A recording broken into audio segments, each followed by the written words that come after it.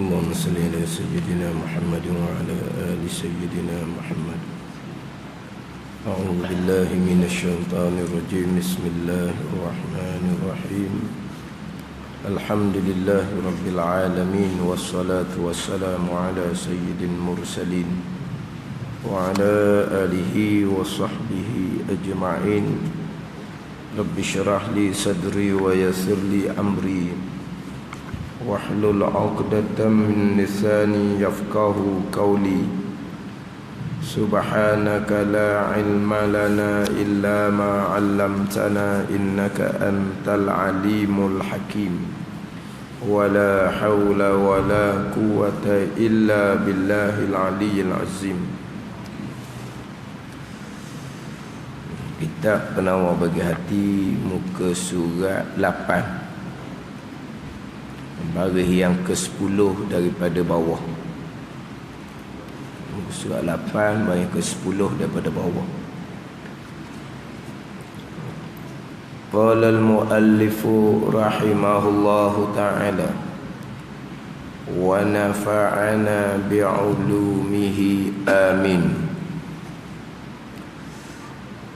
Maka mata, senya ia mata kerana memandang kepada zat Allah Subhanahu wa ta'ala di dalam syurga, memandang dengan tiada menyerupai kelakuan melihat yang baharu, dan tiada ada di dalam negeri dunia dan tiada ada di negeri akhirat nikmat yang lebih besar daripada nikmat melihat Tuhan itu. Nikmat yang lebih besar daripada nikmat melihat Tuhan itu. Ni baru start baca, tapi kena ada pengumuman dulu sekejap. TAU 6168. TAU 6168. Ada orang nak keluar. Maka mata hanya senya ia mata kerana memandang kepada zat Allah Subhanahu wa ta'ala di dalam negeri akhirat, di dalam melihat zat Allah ta'ala di dalam syurga, melihat dengan tiada menyerupai kelakuan yang baharu, dan tiada ada di dalam negeri dunia dan tiada ada di dalam negeri akhirat nikmat yang lebih besar daripada nikmat melihat Tuhan itu.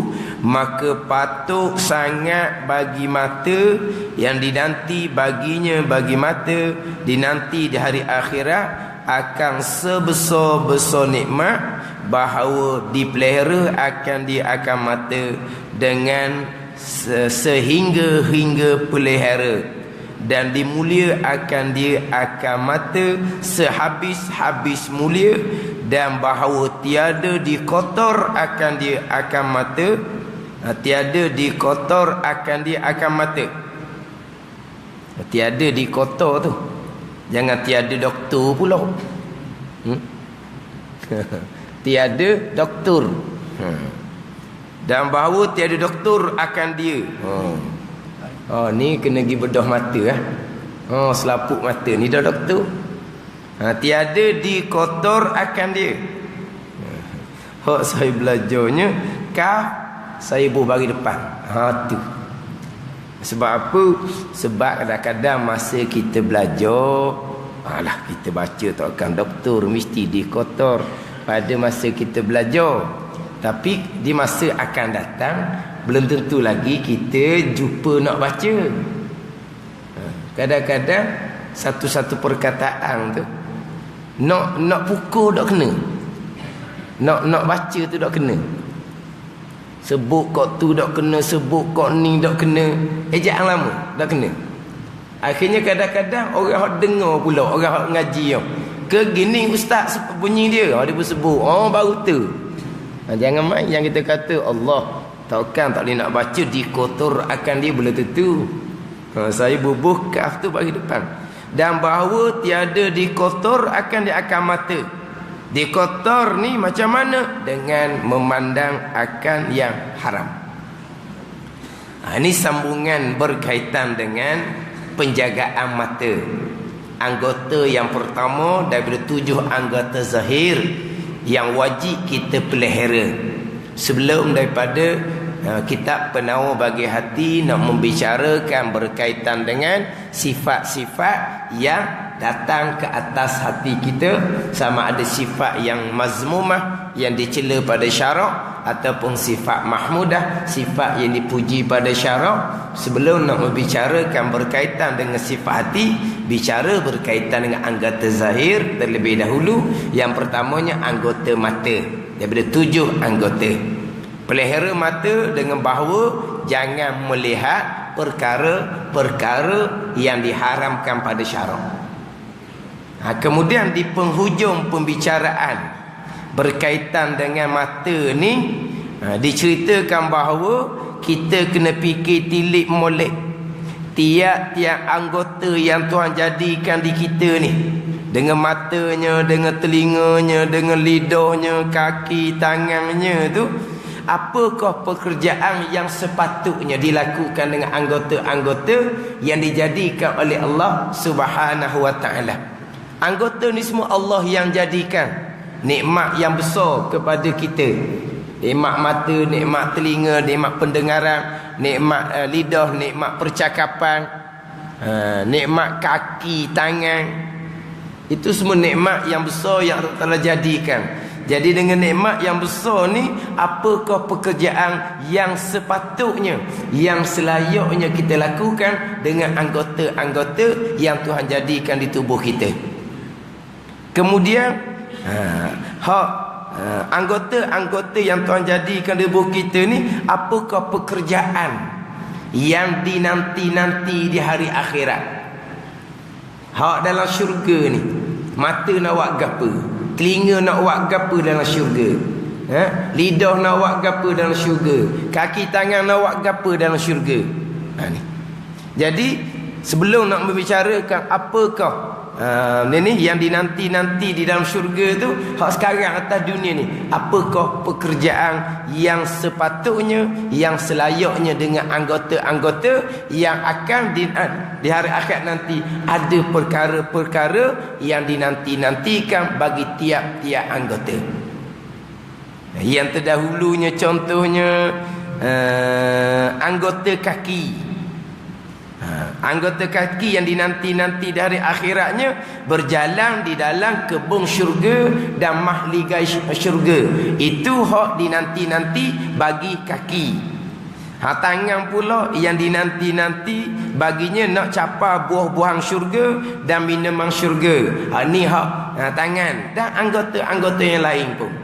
Ada pekerjaan yang dinanti-nanti pada hari akhirat di dalam syurga.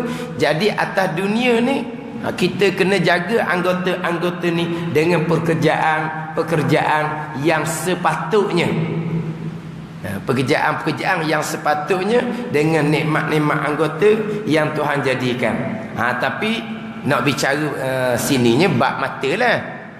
Bab mata. Sama juga dengan anggota-anggota yang lain. Ini nak pergi pada tajuk kita berkaitan dengan mata. Maka mata hanya senya ia mata kerana memandang kepada zat Allah Subhanahu wa ta'ala di dalam syurga. Hak tu hak yang dinanti-nanti di dalam syurga bagi mata. Mana? Memandang, melihat zat Allah Subhanahu wa ta'ala di dalam syurga. Itulah sebesar-besar nikmat daripada Allah Subhanahu wa taala. Sebesar-besar nikmat dalam syurga melihat zat Allah Subhanahu wa taala, bukan nikmat makan, minum, bukan. Sebesar-besar nikmat dalam syurga adalah melihat zat Allah Subhanahu wa taala.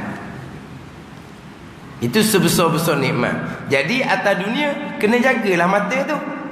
Sebab mata tu nak digunakan di hari akhirat melihat zat Allah Subhanahu wa taala di dalam syurga. Sebesar-besar nikmat syurga yang dikurniakan oleh Allah Subhanahu wa taala. Sebesar-besar nikmat syurga yang dikurniakan oleh Allah Subhanahu wa taala. Melihat ni tu kena balik pada akidah. Melihat ni kena balik kepada akidah. Melihat dengan tiada menyerupai kelakuan melihat yang baharu. Itu balik pada akidah. Itu balik kepada akidah kita. Melihat Allah di dalam syurga. Tapi melihatnya macam mana? Dengan tiada menyerupai kelakuan melihat yang baharu.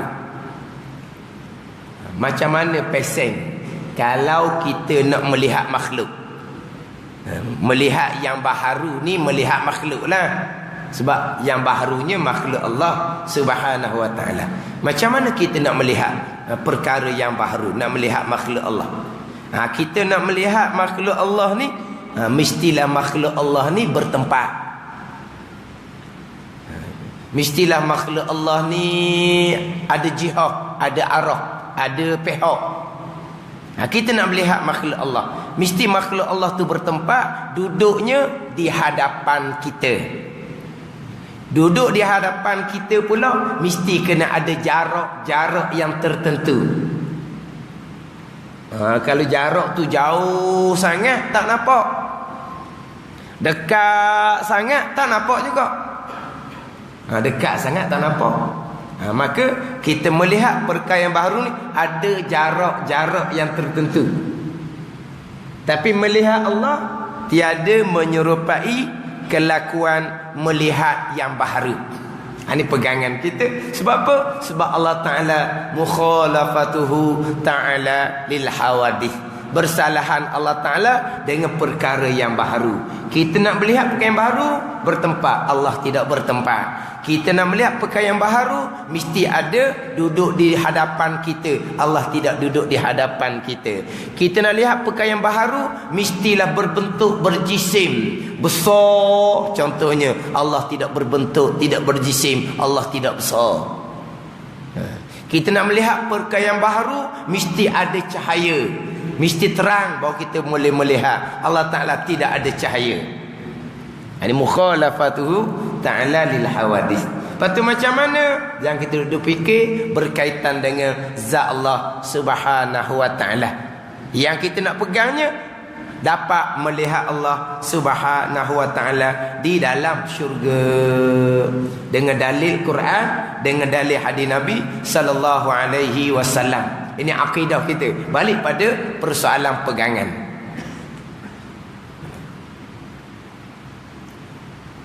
Sebab berkaitan dengan melihat sesuatu perkara, mestilah perkara tu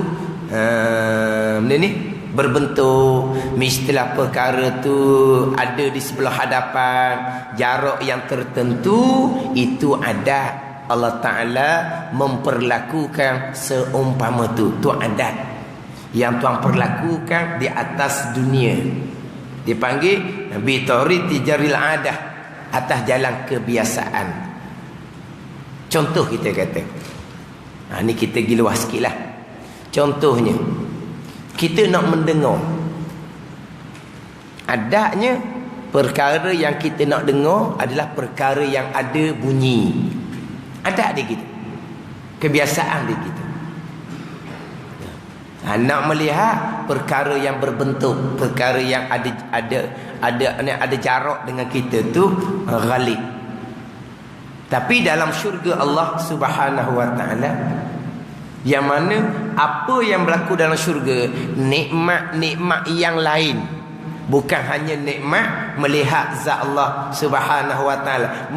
Nikmat-nikmat yang lain pun yang tak tergambar di akal kita, yang tak pernah kita melihat, yang tak pernah kita mendengar, yang tak pernah tergambar di akal kita, yang tak pernah tergambar di akal kita. Itu hanya nikmat-nikmat dengan makhluk yang Allah Ta'ala jadikan di dalam syurga pun tidak terfikir di akal. Faham tak? Nikmat-nikmat dalam syurga itu semua adalah makhluk Allah Subhanahu wa taala pun. Nikmat tu sendiri tak terfikir di akal kita. Kita fikir dengan hati kita setara tu nikmat lebih lagi.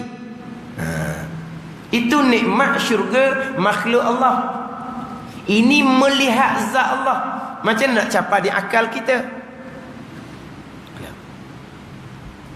Jadi hak ghalibnya nak mendengar mesti ada bunyi. Tetapi di dalam syurga, apabila Allah Ta'ala dalam syurga umur 33 tahun, dalam syurga tingginya 60 hasta, panggil apa? Buka lebar apa panggil? Panggil apa? Lebar. Dah sekarang ni tinggi 60 hasta. Apa panggil apa? Buka apa panggil? Lebar.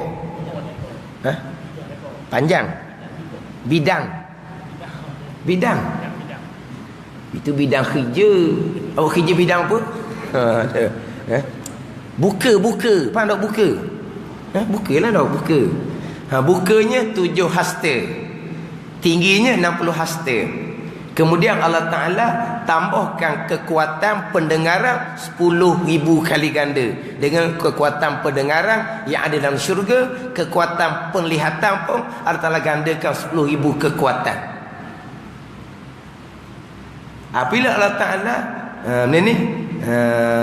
gandakan kekuatan pendengaran 10,000, maka apa yang ada dalam syurga kita dapat dengar belaka walaupun tak ada bunyi sekalipun. Tengok, ada atas dunia mesti ada bunyi pun boleh dengar, tapi dalam syurga tak ada bunyi pun boleh dengar.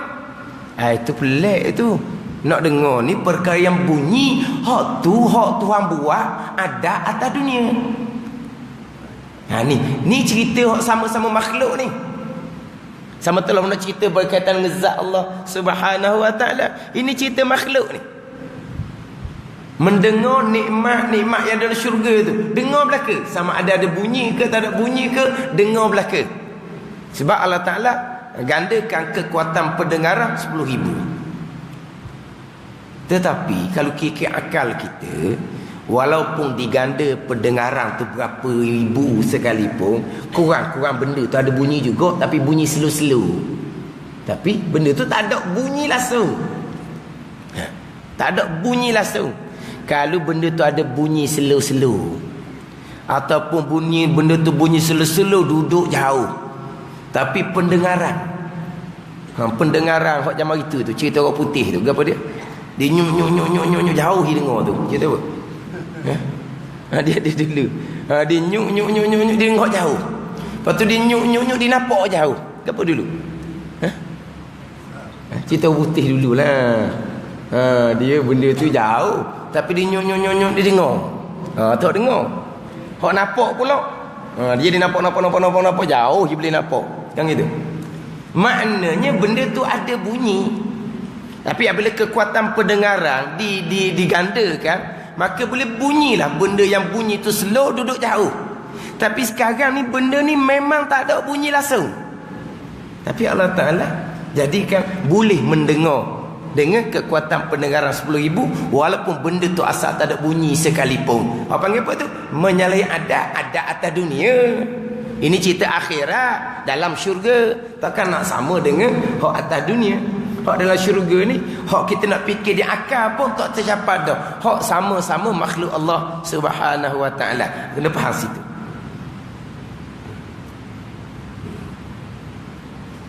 Sebagaimana kalau kita balik pada ngaji akidah, Nabi Musa alaihissalam bercakap dengan Allah Subhanahu wa taala. Wa kallamallahu Musa taklima. Allah Ta'ala Nabi Musa bercakap dengan Allah Subhanahu wa ta'ala. Nabi Musa dengar kalam Allah Subhanahu wa ta'ala. Nabi Musa dengar kalam Allah Subhanahu wa ta'ala. Kalam mana hak Nabi Musa dengar? Pandangan Imam Asy'ari, Nabi Musa AS dengar sifat kalam Allah yang ada di zat Tuhan, yang mana sifat kalam Allah ni tidak berhuruf, tidak bersuara. Ingat tak ngaji bab sifat kalam, sifat yang ke-13? Bukan. Sifat kalam Allah yang qadimah, yang sedia kala, yang tidak berhuruf, yang tidak bersuara. Itu sifat kalam Allah. Berhurufnya tidak, bersuaranya tidak. Itu sifat kalam Allah yang ada di zat Allah Ta'ala, yang qadimah, yang sedia kala, tidak berhuruf, tidak bersuara. Sifat kalam kita berhuruf, bersuara ke tidak? Sifat kalam kita, ni balik pada pegangan ni. Sifat kalam kita, sifat kalam kita, Allah Ta'ala jadikan di kita ni sifat kalam. Di kita ni ada sifat qudrah. Allah Ta'ala letak sifat qudrah di tubuh kita. Allah Ta'ala jadikan di tubuh kita ni ada sifat kalam. Sifat kalam yang ada di kita ni berhuruf, bersuara ke tidak? Bunyi tak? Berhuruf, bersuara. Bunyi ke tidak sifat kalam yang ada di kita ni? Bunyi ke tak? Bunyi ke tak sifat kalam yang ada di kita? Bunyi. Apa dah bunyi sikit habuk pun? Senyap je orang lain. Ni dah bunyi patah habuk dah bunyi ni. Ke hilang sifat kalam, sekarang jadi bisu. Sebab apa tak bunyi belaka ni? Kan ada bunyi, dengung, ada bunyi tak? Ada bunyi apa-apa kan? Kan ada bunyi, tak ada bunyi apa-apa. Dah ada dah sifat kalam, ke jadi bisu? Ada bisu, ada sifat kalam. Dah ada bunyi ke tak? Ada bunyi. Oh, sekali angguk, sekali hiling orang ada ni. Sifat kalam sendiri pun pening ni. Sifat kalam yang ada di lidah kita tu tak ada bunyi juga. Apabila kita menggerakkan lidah, bila sifat kalam tu berfungsi, barulah bunyi suara. Tu baru bunyi suara. Suara tu bukan sifat kalam yang ada di kita. Itu yang kalam lafzi yang terhasil apabila Allah Ta'ala jadikan di kita tu ada sifat kalam. Sifat kalam yang Allah Ta'ala jadikan di kita ni lawannya, bila Allah tidak jadikan sifat kalam di kita, lawan sifat kalam adalah bisu. Lawan kepada berkata-kata adalah diam. Diam sekalipun masih lagi bersifat dengan sifat kalam. Berkata-kata ke, diam ke, di kita tetap ada sifat kalam. Lawan sifat kalam adalah bisu. Maknanya walaupun kita diam, di kita tetap ada sifat kalam. Kita lahirnya Allah Ta'ala sudah jadikan sifat kalam. Tetapi adakah sifat kalam yang ada di budak ni bunyi suara? Tak ada bunyi apa-apa, belum berfungsi. Sebab dia belum pandai nak menggunakan sifat kalam. Tapi di budak yang baru lahir sudah Allah Ta'ala jadikan sifat kalam. Bukan bisu, memang sudah ada sifat kalam, tapi sifat kalam yang ada di budak ni belum dapat digunakan lagi, tak pandai nak pakai lagi. Tapi sifat kalam ada ke tak? Ada. Bunyi ke tak? Memang tak bunyi, tidak berhuruf, tidak bersuara, termasuk sifat kalam kita pun. Bila sifat kalam kita berfungsi, barulah tubik bunyi. Jadi sifat kalam Allah tidak berhuruf, tidak bersuara. Nabi Musa AS, mengikut pandangan Imam Asy'ari, Nabi Musa mendengar akan sifat kalam Allah yang tidak berhuruf, yang tidak bersuara. Atas dunia pun boleh dengar dah perkara yang tidak berhuruf, tidak bersuara. Pelik, biasa kita dengarnya yang ada bunyi. Itu adat yang telah jadikan. Menyalahi adatnya, Nabi Musa dengar sifat kalam Allah yang tidak berhuruf, yang tidak bersuara. Atas dunia pun boleh dengar. Walaupun kekuatan pendengaran atas dunia belum lagi digandakan, tapi Allah memperdengarkan, boleh dengar. Nabi Musa AS boleh dengar. Sebab hakikinya sama ada di atas dunia ataupun di dalam syurga. Walaupun dalam syurga kekuatan pendengaran digandakan 10,000, tapi hakikinya dengar kita adalah perbuatan Allah Subhanahu wa taala, bukan kekuatan tu yang bekas. Semuanya adalah perbuatan Allah Subhanahu wa taala. Tapi nak cerita dari segi zahirnya, walaupun kekuatan pendengaran Nabi Musa AS belum digandakan, tapi sudah dapat mendengar sifat kalam Allah yang tidak berhuruf, tidak bersuara. Menyalahi adat, hanya menyalahi adat sebab tidak ada suara. Jadi sama juga dengan mendengar sekalian nikmat-nikmat yang ada di syurga. Bila Allah Ta'ala gandakan pendengaran di kitanya 10,000. Cuma contohlah, contoh. Tak tahulah jadi timbul macam mana. Contoh atas dunia ni boleh dengar benda yang tidak ada suara. Biasa tu buat contohnya orang buta. Orang buta hok jenis pandai panjatnya. Ada orang buta pandai panjatnya. Jadi kadang-kadang orang nak kacek dia. Kata atas pokok tu ada nyom muda lah. Gitulah lebih kurang tau. Atas pokok tu ada nyom muda. Mukhabat naik disuruh orang buta tu. Dia nak kacek, nak tipu. Orang buta tu pergi buh linga di batangnya. Di batang pokok kelapa. Dia buh linga di batang pokok kelapa. Oh, mu kacek tak ada dia kata. Kita pergi banding kata. Ada bunyi ke apa dak situ? Ada bunyi ke apa dak? Tak ada bunyi apa-apa. Jadi macam mana orang buta ni boleh tahu ada orang muda tak ada muda dengan pergi bubuh telinga di pokoknya? Kemungkinan apabila Allah Ta'ala menutup pandangan mata, Allah Ta'ala mengkuatkan pendengar telinga, boleh dengar benda yang tak bunyi. Itu kekuasaan Allah Subhanahu wa Ta'ala. Maknanya kita boleh mendengar benda yang bunyi. Itu adat sahaja. Atas dunia pun boleh berlaku perkara yang menyalahi adat. Sebab adat ke menyalahi adat ke yang berlaku semuanya Allah buat. Makhluk tak bekas sama sekali tak ada. Itu hak berkaitan dengan pendengaran. Berkaitan dengan penglihatan, melihat kena ada tempat, kena ada jarak contohnya. Itu adat. Kebiasaan tu adat. Allah memperlakukan kita dapat melihat dengan ada jarak. Itu adat yang berlaku atas dunia. Di dalam syurga boleh melihat ke semua nikmat syurga. Walaupun jarak macam mana sekalipun, walaupun arahnya macam mana sekalipun. Ahli syurga dapat melihat nikmat syurga walaupun tanpa berpaling kepala. Yang mana ghalibnya nak melihat mestilah sebelah hadapan mata. Dalam syurga mata tetap sebelah hadapan, tidak ada mata sebelah belakang kepala. Tapi Allah Ta'ala jadikan ahli syurga boleh melihat setiap penjuru. Maknanya melihat dalam syurga pun tak syarat ada arah, sama-sama melihat makhluk sekalipun. Sama telah melihat zat Allah Subhanahu wa Ta'ala yang memang menyalahi melihat segala perkara yang baru. Habis cerita. Khasan itu mendengar benda makhluk, melihat benda makhluk pun berlaku di hari akhirat menyalahi adat. Melihat Allah Subhanahu wa Ta'ala, tak sedap fikirlah. Ni akidah kita kemah molek.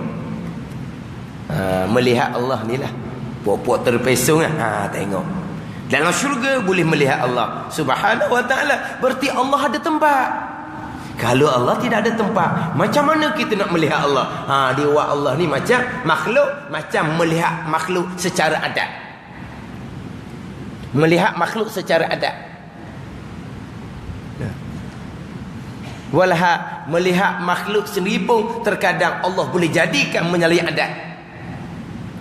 Tanpa tempat, tanpa jihad. Ini sama telah melihat Allah Subhanahu wa Ta'ala.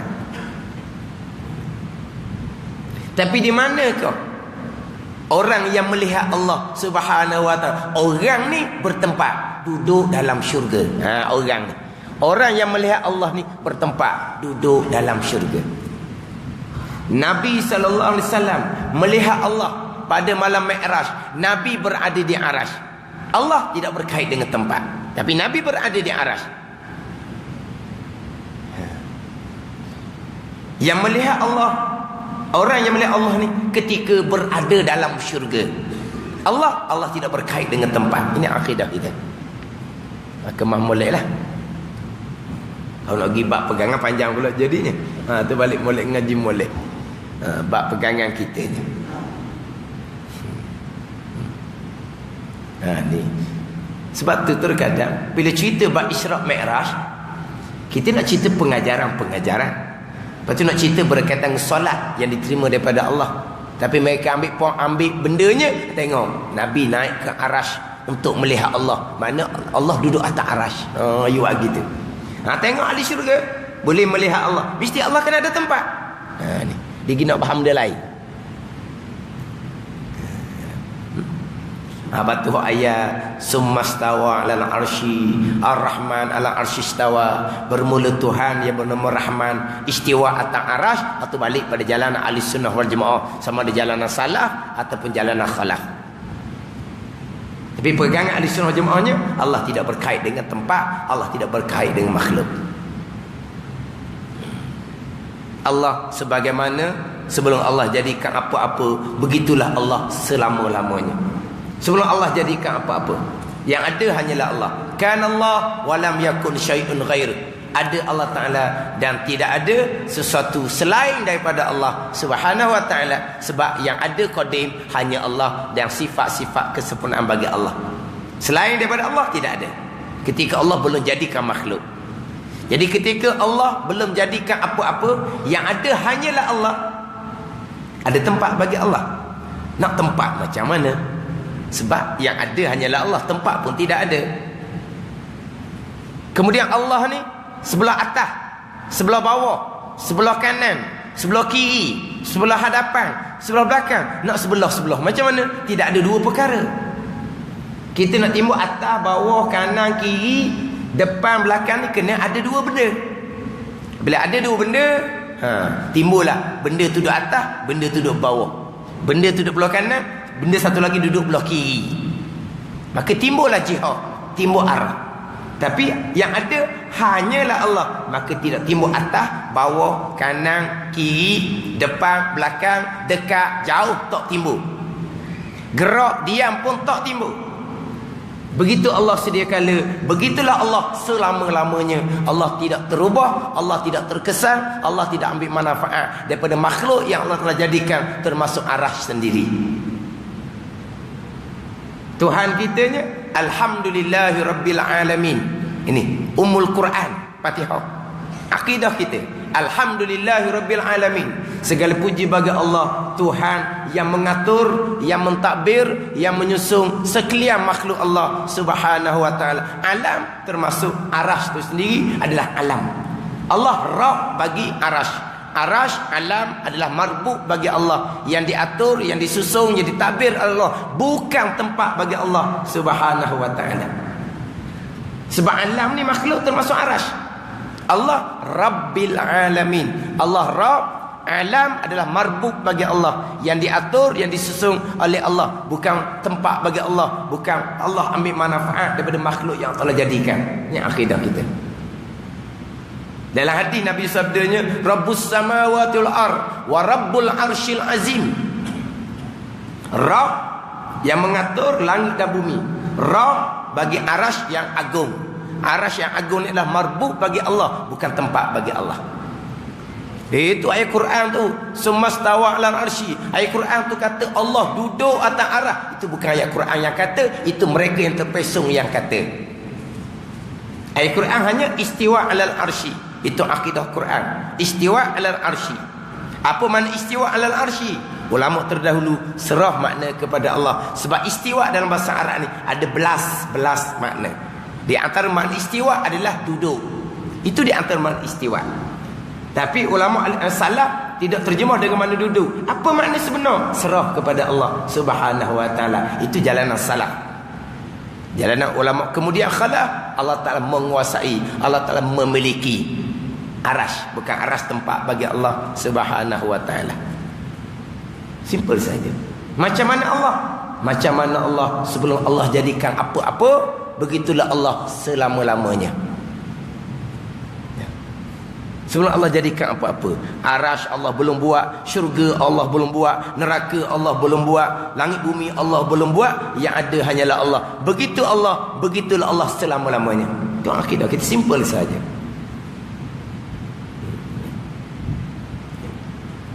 Jadi kita melihat Allah ni, melihat yang tiada menyerupai kelakuan melihat yang baharu. Yang baharu kena ada tempat, kena ada jarak. Hak ada dia gitulah. Hak dalam syurga, melihat makhluk-makhluk Allah, nikmat-nikmat syurga tu pun terserah kepada Allah Subhanahu wa taala. Cuma kalau hak melihat yang baharu, hak ada, hak kebiasaan adalah bertempat, adalah ada jihad. Itu ada. Macam kata tadilah, mendengar adanya mesti ada bunyi. Itu ada dia. Mesti ada bunyi baru boleh dengar. Itu ada. Tapi hakikatnya kita boleh dengar dunia ke akhirat, Allah yang buat dengar.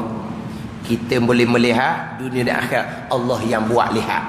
Jadi sekarang ni Allah buat kita boleh melihat Allah. Terserah kepada Allah. Macam mana Allah jadikan kita boleh melihat Allah yang tidak bertempat, yang tidak ada jarak, yang tidak berbentuk, besar kecil pun tidak. Macam mana kita dapat melihat Allah? Kita dapat melihat Allah adalah dengan perbuatan Allah. Itu perbuatan Allah Subhanahu wa taala. Jadi macam mana Allah memperbuatkan kita boleh melihat Allah? Terserah kepada Allah. Itu je. Akidah Ahlussunnah boleh melihat Allah dalam syurga, tapi menyalahi melihat. Kalau yang baharu kan ada tempat tu, bukan yang baharu belaka, hak mengikut adat kebiasaan. Senang je kalau nak fikir. Tapi sekarang ni dia banyak fikir, dia banyak fikir hak terpesong. Kena cerita jugalah. Cerita sampai pagi pada pendengaran lah, penglihatan lah, pendengaran hak makhluk. Macam Nabi Musa boleh dengar sifat kalam Allah yang tidak berhuruf, tidak bersuara.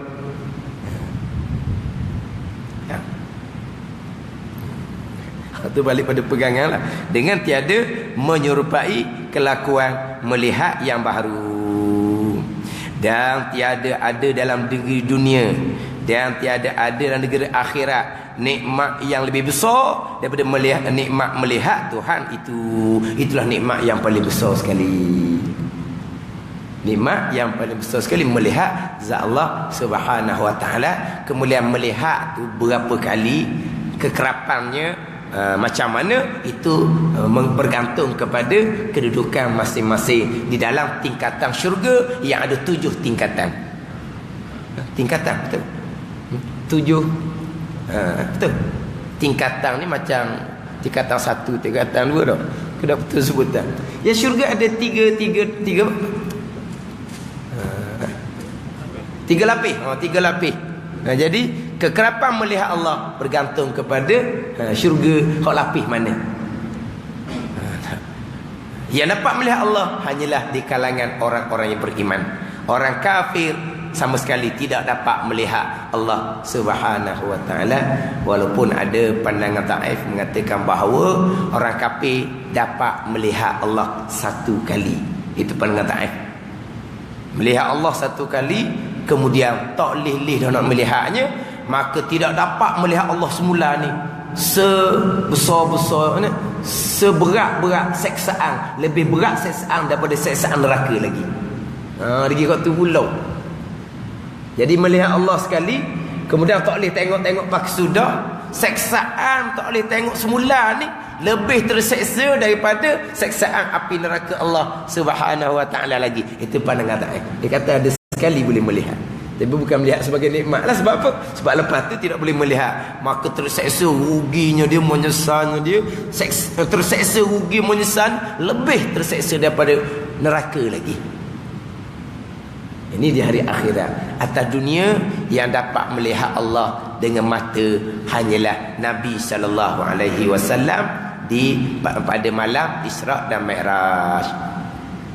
Atas dunia kalau ada sesiapa mengaku saya sanding selisih dengan Allah, nampak Allah terang-terang, cerah begitu Allah, kafir lalu dah. Bukan kata dosa saja dah. Kafir lalu dah.